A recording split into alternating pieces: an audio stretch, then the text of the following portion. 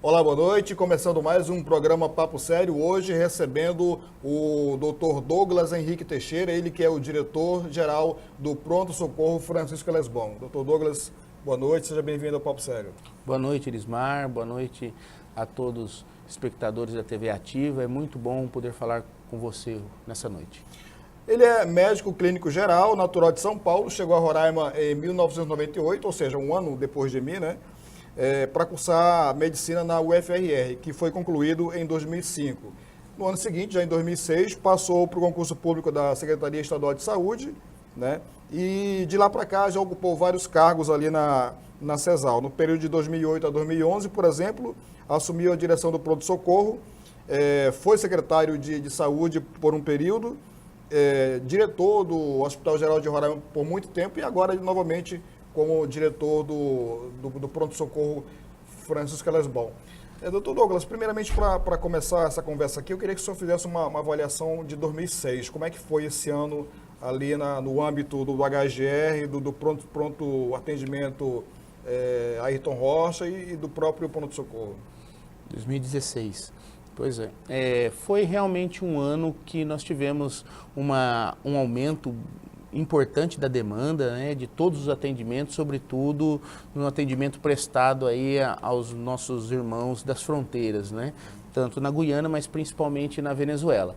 E foi um ano onde nós também tivemos alguns avanços, nós vislumbramos aí um aumento das nossas cirurgias, conseguimos então implantar com todos os critérios o núcleo interno de regulação, que é justamente quem melhora esse fluxo hospitalar, a questão das altas e então, mesmo com esse aumento na demanda, que em relação ao ano passado cresceu em torno de 20%, né, isso no total geral, nós conseguimos manter um fluxo razoável dentro da unidade.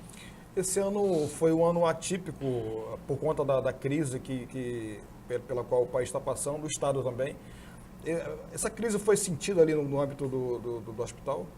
Foi sentida, né? O hospital ele não é uma ilha e sofre, né, justamente nesses momentos mais críticos. Agora, uma coisa que a gente percebeu foi que no decorrer do ano de 2016, a Secretaria de Saúde ela realmente teve uma visão muito centrada também no pronto-socorro, até porque nós somos a unidade de referência, a única unidade porta aberta para as emergências clínicas e cirúrgicas do Estado, né? E também contamos com uma atenção bem especial da governadora. E, então, sentimos sim, mas conseguimos garantir o atendimento aos pacientes. À altura, né? Muito se fala na questão dos venezuelanos, o senhor inclusive já iniciou falando a respeito, redes sociais e outras pessoas que dão entrevista falando sobre o impacto dessa invasão venezuelana no Estado, especialmente esse ano de 2016. Até que ponto realmente isso é verdade?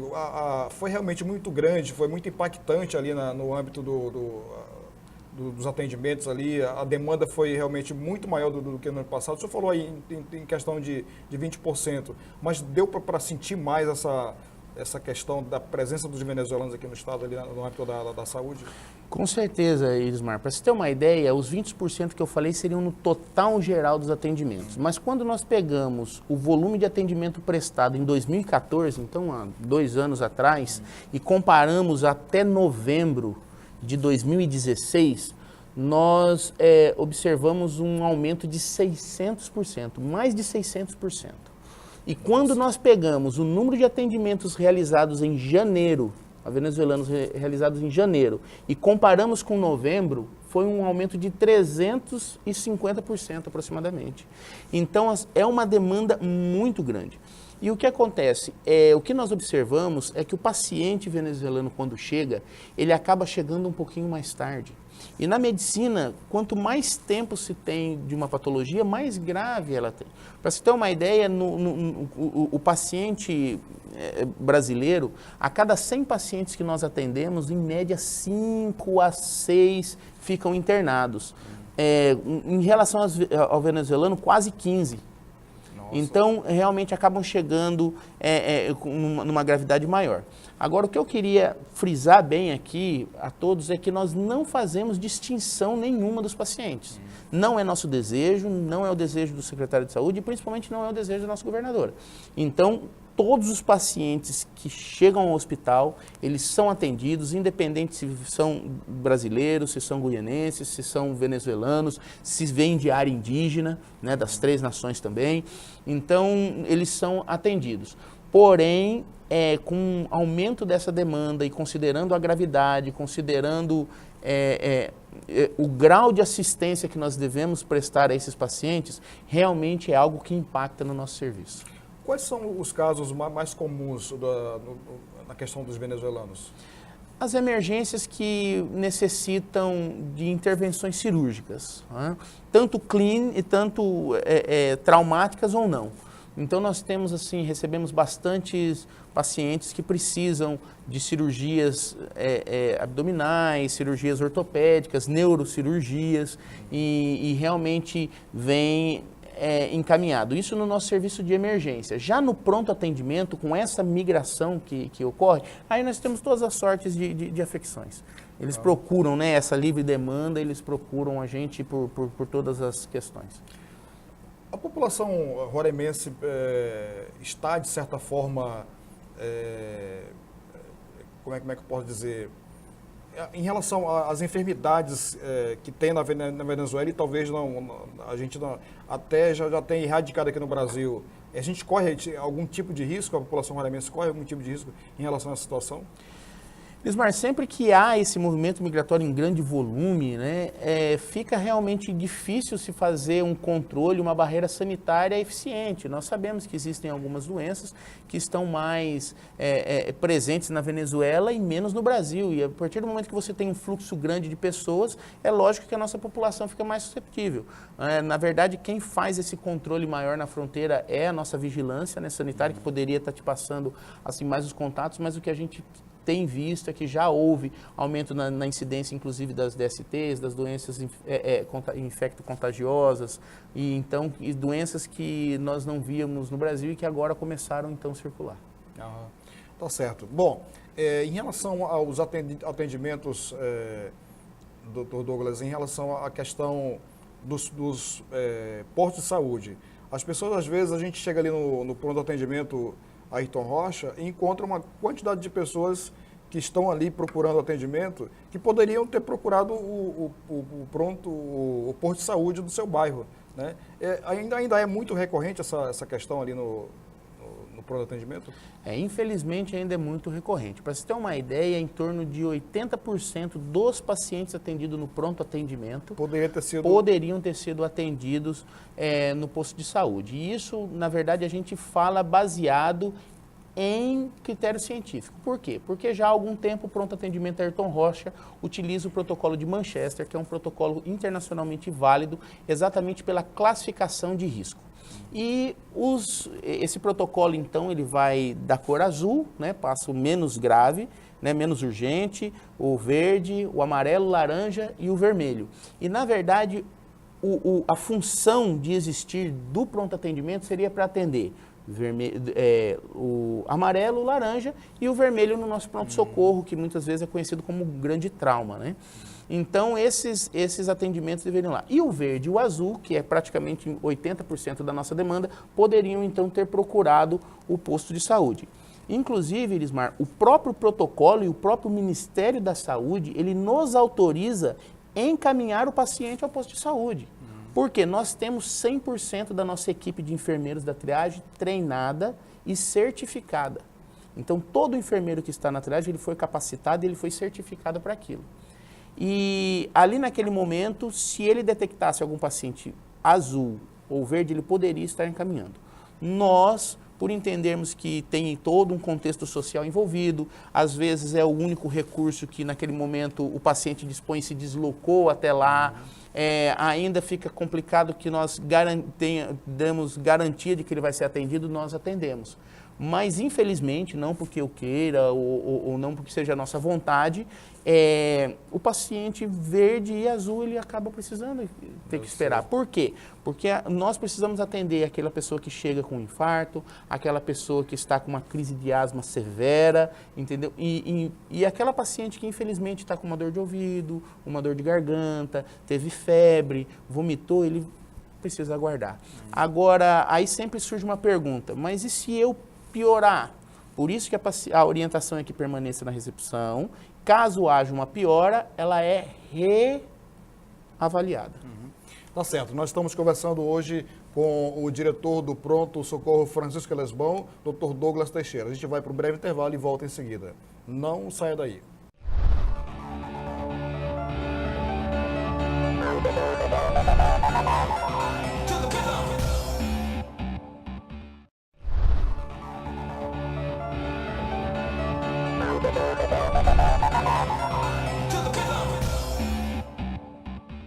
Nós voltamos com o Papo Sério, hoje recebendo o diretor do Pronto Socorro Francisco Elesbão, o Dr. Douglas Teixeira. A gente falava agora há pouco em relação ao atendimento que é feito no pronto atendimento Ayrton Rocha e também no posto de saúde. O senhor falava em 80% das pessoas que procuram o Ayrton Rocha poderiam ter procurado primeiro o posto de saúde do seu bairro. A que o senhor atribui essa demanda, doutor Douglas? Na verdade, são vários fatores, né? Os que mais nós ouvimos ao conversar com os pacientes é que muitas vezes eles chegam no posto de saúde, existe uma demanda, um reagendamento e eles querem um atendimento naquele momento. Muitas vezes as pessoas preferem procurar o pronto atendimento porque acreditam que vai ser mais rápido, e num dia que tem uma demanda menor, lembrando que nós somos vaga zero, a gente não tem limite, né? Acaba sendo rápido. Muitas vezes eles procuram dispor já de alguns exames, mas não tem como um hospital referência fazer o papel de tantas equipes, né, de saúde da família que poderiam estar ali compreendendo. Agora, eu entendo também, Elismar, que existe uma lacuna no atendimento entre o tipo de atendimento prestado no posto de saúde e o atendimento prestado no pronto atendimento de referência. Porque, um exemplo, uma pessoa que de manhã teve um mal-estar, não conseguiu ir trabalhar, ele, pela lei, ele vai precisar de um atendimento até mesmo para ter um atestado para mostrar para o seu chefe, para justificar a sua ausência ao trabalho. E muitas vezes eles nos relatam que buscaram o posto de saúde e aí foi reagendado para outro dia. Então, ele acaba buscando o pronto atendimento para ter esse contato com a equipe médica. O que eu acredito que preencheria essa lacuna? As UPAs que nós vemos aí em várias cidades do Brasil já, que realmente faz esse meio termo entre o atendimento que precisa ser agora, mas que não gera um risco à saúde do paciente. Certo. Bom, o senhor quando estava na direção da HGR, o senhor trabalhou muito com os mutirões, né, das especialidades. Otorrinolaringologia, por exemplo, é um dos casos. Como é que está essa questão dos mutirões, doutor? Eles estão acontecendo, os mutirões, inclusive aqui, eu deixo testado que em 2017 o HGR aumentou muito o seu volume de cirurgias.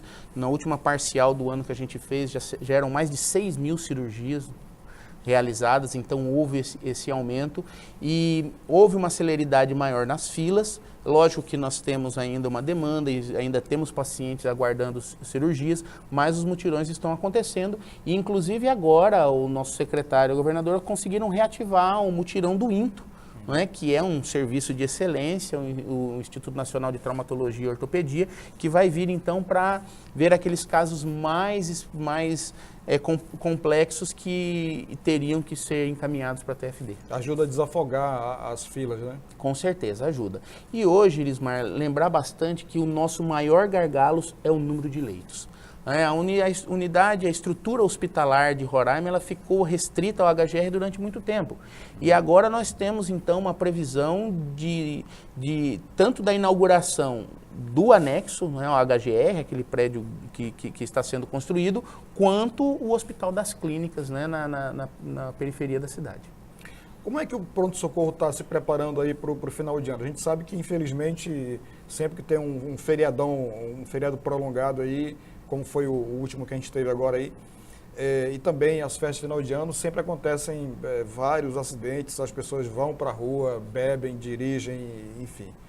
E aí existe aquele aumento da demanda ali, especialmente no pronto-socorro, né? Uhum. Como é que está esse preparativo aí para esse aumento da demanda esse final de ano? Tanto é verdade que nós já estamos se preparando. Desde ontem já, nós iniciamos um remanejamento interno dos leitos, nós precisamos reduzir as cirurgias eletivas para que haja uma disponibilidade maior, para que a gente desafogue ali as regiões, o trauma e o pronto atendimento, para que nós possamos então receber esses pacientes e sempre há um reforço da equipe, justamente e mais alguém ainda de suporte, né? Então a gente costuma dizer que nesse período é um período que a gente realmente mais trabalha, né? A gente até solicita, né, que quem está em casa tenha realmente esse cuidado para que a alegria de uma festa não se torne uma tragédia, né? A gente sabe que variavelmente vai acontecer algo que não se pode evitar, mas muitas situações nós podemos evitar, que a gente deixe de lado aquele sentimento de que comigo não vai acontecer, porque infelizmente pega todo mundo de surpresa e é muito triste quando nós atendemos alguma família que estava aí numa celebração e acaba recebendo uma notícia trágica. Qual é a maior demanda que costuma acontecer nesses festas de final de ano? É acidente de moto, com arma de fogo, arma branca? Ainda acidente de moto. Não é? Acidente de moto, os traumas ortopédicos, eles realmente respondem por um grande volume das nossas emergências nesse período. Agora, infelizmente, nos últimos períodos a gente tem visto um aumento, sim, dos ferimentos por arma de fogo. Da violência, né? Eu lembro, né, como você mesmo já mencionou, eu tenho orgulho de ter estudado na Universidade Federal de Roraima, e a gente lembra que na minha época de internato era difícil nós vermos um ferimento de arma de fogo. Isso não faz muito tempo, né, 2005, também não tão pouco mais, né? Mas ali em 2004 e 2005 era mais difícil, e hoje a gente vê que já é bem mais frequente o ferimento de arma de fogo. Essa questão da violência, à medida que aumenta a violência, também aumenta a demanda dos hospitais, né? Ou seja, precisa de investimento para melhorar a equipe, precisa mexe com toda uma estrutura, né? Exatamente. Para se ter uma ideia, a gente já tem todo o projeto, né, e houve já, então agora nós vamos ter a ampliação da nossa porta de entrada do Pronto Ayrton Rocha, ampliação do pronto-socorro, que é exatamente nessa questão para a gente atender tanto a violência no trânsito, que vale lembrar que nós temos um mecanismo de trauma muito forte. Por quê? As nossas avenidas, elas são largas, né? E o nosso trânsito, tirando alguns horáriozinhos no dia, ele flui ainda muito bem. E as pessoas acabam aproveitando disso, abusando, né, da velocidade. Então, colegas nossos ortopedistas que chegam de cidades maiores, quando chegam aqui, assustam, falam assim, nossa, porque o mecanismo de trauma, as lesões são muito graves. Então, agora nós estamos ampliando o pronto-socorro e em 2017 a gente deve iniciar já a obra, e ele vai praticamente triplicar a nossa capacidade de atendimento do pronto-socorro. Tá certo, nós estamos conversando hoje com o diretor do pronto-socorro Francisco Elesbão, o Dr. Douglas Teixeira. A gente vai para um breve intervalo e volta em seguida. Não saia daí, é um minuto só.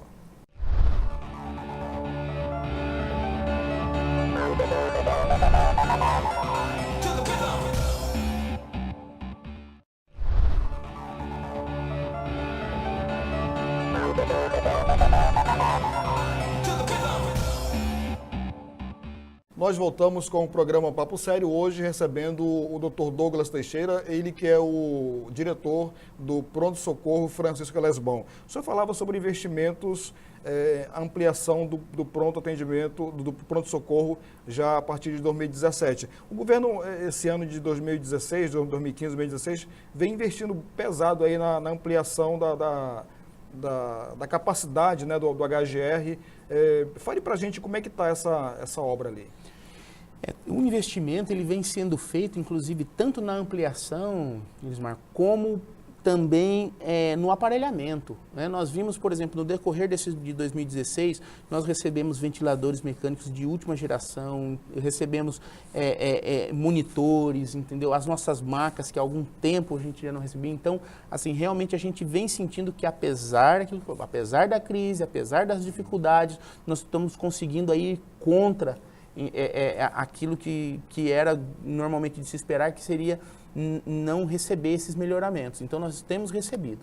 E a ampliação, naquele anexo, por exemplo, nós teremos mais 120 leitos, né, que seria... É quase um novo hospital, né? Quase um novo hospital. Se nós considerarmos, por exemplo, que além desses 120 leitos normais, nós teremos 40 leitos de UTI. Hoje nós temos 20. E teremos, então, mais 10 salas de centro cirúrgico, que hoje nós temos 6. Então, veja que pontos assim realmente aonde nós tínhamos a limitação do atendimento, eles foram priorizados. Hoje nós temos o centro cirúrgico, muitas vezes limita, às vezes, o atendimento. Então, nós teremos aí mais 10 salas.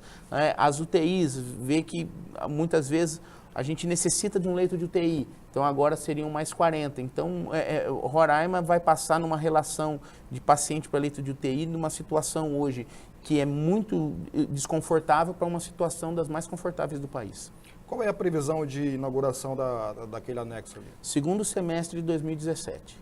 A Secretaria já tem trabalhando em conjunto com a obra, já está trabalhando já toda a questão burocrática para a compra dos equipamentos e o emparelhamento daquele anexo. E o Hospital das Clínicas também em 2017? O Hospital das Clínicas também em 2017, se não me engano em abril, e ele deve estar priorizando hoje uma das nossas maiores necessidades, que é o leito de retaguarda. Tá certo. O que deve mudar, doutor, em relação ao atendimento ali, HGR, pronto-socorro, ali no Pintolândia, ali que hoje tem a Policlínica Cosme Silva, né? E aí vai tendo novamente um ganho muito grande ali com o Hospital das Clínicas. O que deve mudar, então, a partir de 2017 em relação ao atendimento global da saúde aqui no estado? Hoje, a nossa maior limitação é o número de leitos. Então, nós temos hoje uma demanda maior, a população vem envelhecendo, a demanda de internação ela é maior, a medicina melhora, então nós temos mais recursos e isso acaba prolongando um pouquinho a internação. Então, lá se espera que, aumentando esse número de leitos, nós possamos priorizar ali no pronto atendimento e no pronto-socorro um atendimento com um fluxo mais constante para que a pessoa receba logo o leito na enfermaria o quanto antes e seja, então, remanejada. Porque hoje, muitas vezes, o paciente que fica em observação, ele poderia estar melhor acomodado. Não é? Uma vez que nós temos, então, essa limitação dos leitos. Não é? E o que acontece? Hoje ainda, o deslocamento da ambulância, ela ainda é feita de um tempo hábil, de uma tempo-resposta bom. Então, o foco é realmente que a gente melhore ali, como eu já disse, nós vamos ampliar o pronto-socorro, e o Hospital das Clínicas, então, ele trabalhe como um hospital de retaguarda com esses leitos para nos dar esse suporte. Agora, a gente vive atualmente no mundo o momento das redes sociais, né? A gente, há alguns meses atrás ainda, via muitas denúncias ali no Facebook, nos grupos de WhatsApp, em relação ao pronto atendimento, pronto-socorro, HGR e tudo mais. A gente percebeu que diminuiu quase que para zero nos últimos meses aí, né? A pergunta que eu lhe faço é o seguinte: claro, o HGR, o pronto atendimento, o PS, eles têm ali a sua ouvidoria, não é isso? A pessoa tem que procurar, precisaria procurar a ouvidoria para poder reclamar de alguma coisa, falta de leito, sei lá, algum atendimento que acha que não foi adequado. Mas ao invés disso, vai para a rede social, né? Faz ali a fotografia, faz o vídeo e joga na rede social. A pergunta é, a rede social hoje, ela mais ajuda ou mais atrapalha? Mendes, assim, eu acredito que a rede social ela é uma ferramenta válida, mas assim como qualquer ferramenta, ela pode ser usada tanto para o bem quanto para o mal. E assim, todas, independente da denúncia que venha pela rede social ou venha pela ouvidoria, nós sempre damos a atenção e pedimos para que se apure, para que veja. Muitas delas, normalmente, é um momento onde o paciente tá chateado. Eu costumo dizer que a maior dor do mundo é aquela que eu estou sentindo ou que meu familiar está sentindo. Mas nós, como estrutura de saúde, a gente precisa priorizar aqueles casos mais graves. Então, lógico, quando se procura a instituição e se registra na ouvidoria, eu não tenho dúvida de que a resposta ela vem mais rápido. Até porque o conhecimento nosso é maior. A gente tem uma equipe, por exemplo, administrativa no pronto atendimento, pronto-socorro, que ela fica 24 horas por dia. Não é? E nós, então, na gestão, a gente fica atento a essa demanda também o tempo todo. Tá certo, eu queria agradecer então a sua presença aqui no Papo Sério e dizer que a gente está de portas abertas, no momento que precisar, pode retornar, a gente TV ativa e o Papo Sério estão sempre à disposição. Bismar, eu que agradeço essa oportunidade de poder estar conversando com os telespectadores, que possamos mostrar um pouco o nosso trabalho, o porquê, também as nossas limitações. Somos cientes que podemos melhorar e estamos trabalhando para isso, mas também não tenho nenhuma dúvida que, apesar das nossas dificuldades, o nível de atendimento que nós prestamos, tanto no HGR como no pronto-socorro, está muito superior a muitos pronto-socorros e hospitais públicos deste país.